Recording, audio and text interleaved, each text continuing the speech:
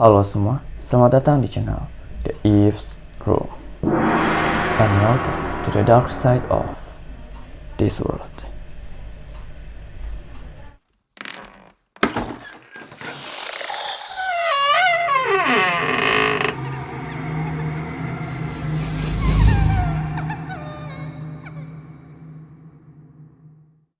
Yo guys, gue Farhan. Kali ini gue akan membahas mengenai peristiwa kematian Teng Monida, seorang aktris terkenal dari Thailand, serta kejanggalan-kejanggalan yang ada pada peristiwa tersebut.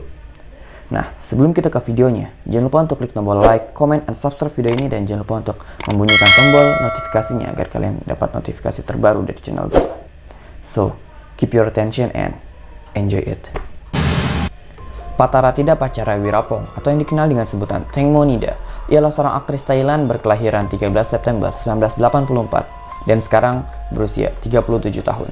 Dikabarkan meninggal pada tanggal 24 Februari 2022 di Sungai Chao Phraya, Thailand. Kejadian ini bermula pada tanggal 24 Februari 2022 ketika Teng Mo diketahui menaiki speedboat bersama 5 orang lainnya di Sungai Chao Phraya, Thailand.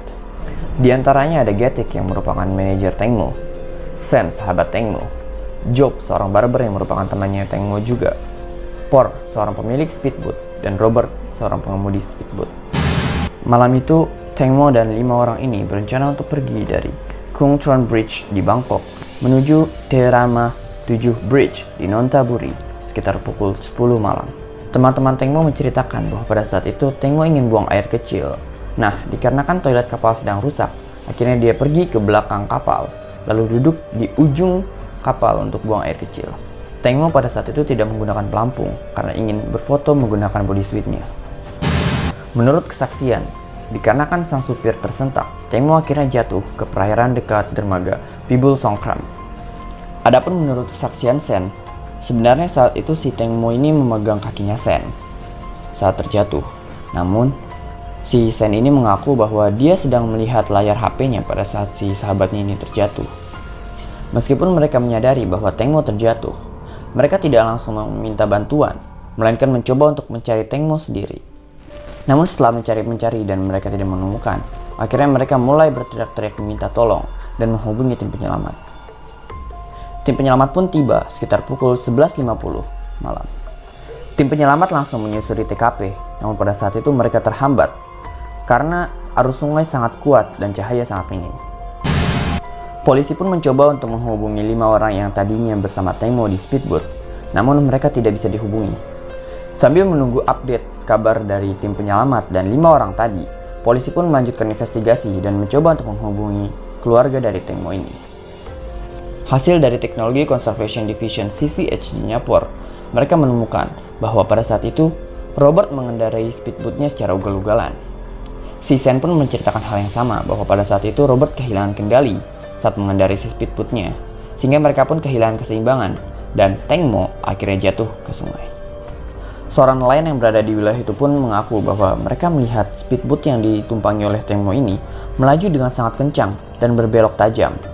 Oleh karena itu, si Por dan Robert didakwa karena kelalaiannya.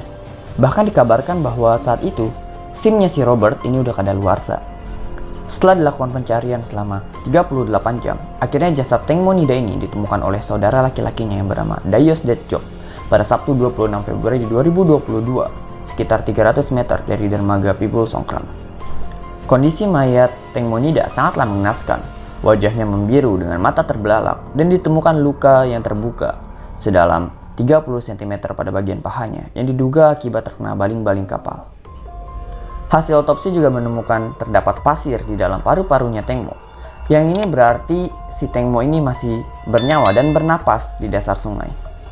Dan akhirnya hanya ada 2 orang yang didakwa, yaitu Por, si pemilik speedboat, dan Robert, si pengemudi speedboat. Mereka juga didakwa bukan karena kasus pembunuhan, melainkan karena kelalaian mereka. Nah, itu dia kronologi dari kematian Teng Monida. Selanjutnya kita akan membahas kejanggalan-kejanggalan yang ada pada peristiwa kematian Teng Monida.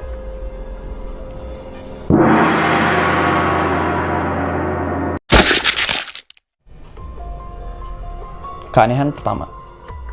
Setelah kejadian ini terjadi, anehnya, 5 orang yang bersama Teng Mo di atas speedboat yang sama tadi itu tidak langsung memberitahukannya kepada keluarganya. Getik pun tidak langsung memberitahukan kepada orang tuanya. Dia memberitahukan kepada orang tua si Tengmo 1 hari setelah Tengmo meninggal. Keanehan kedua, Ibu Tengmo mengatakan bahwa Getik tidak dapat dihubungi setelah kejadian Tengmo terjatuh. Si Getik pun beralasan aneh. Dia bilang kalau ibunya si Tengmo itu bukan penyelam, jadi dia nggak perlu menghubunginya.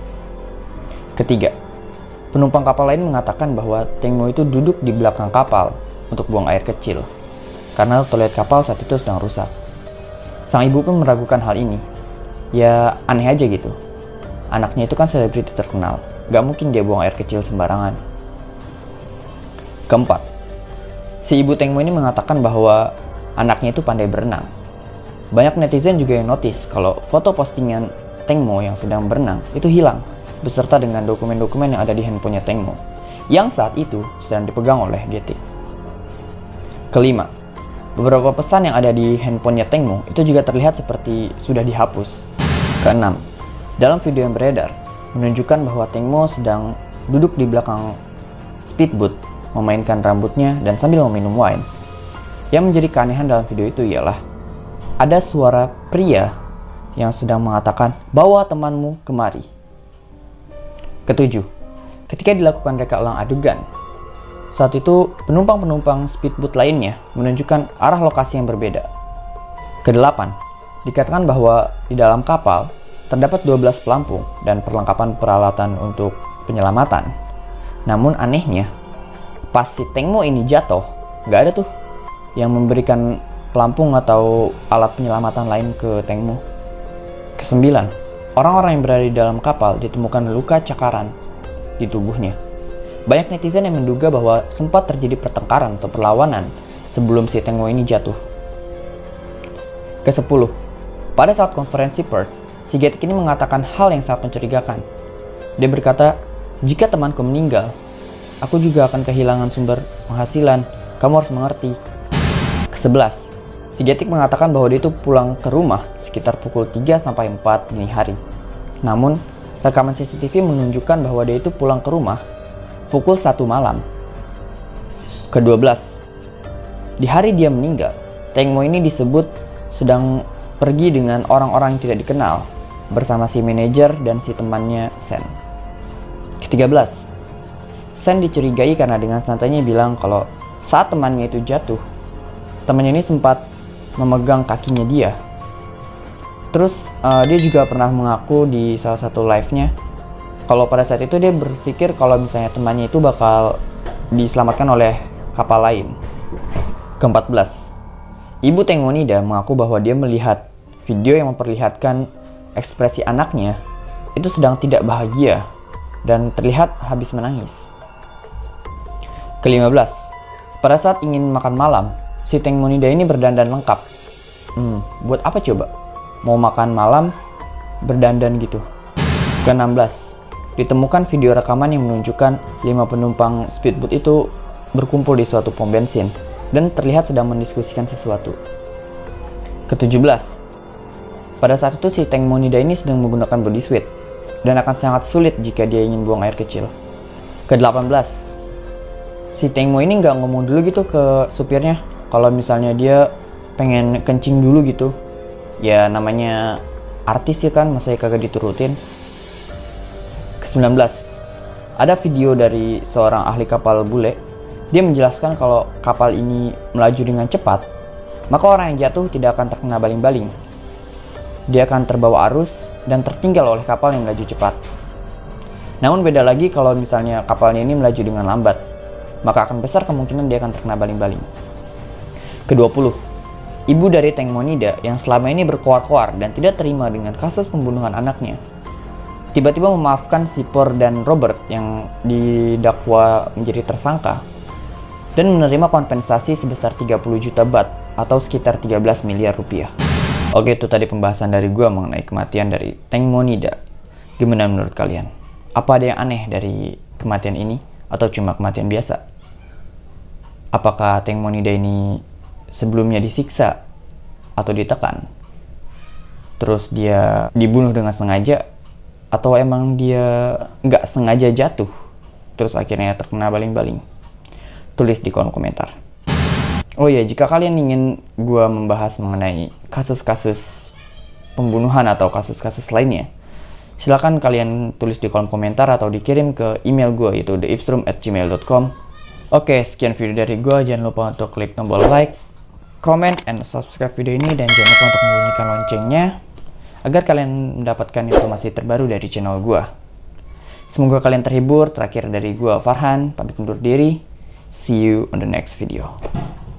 You know we gon' get it. Ooh, you know we gon' get it.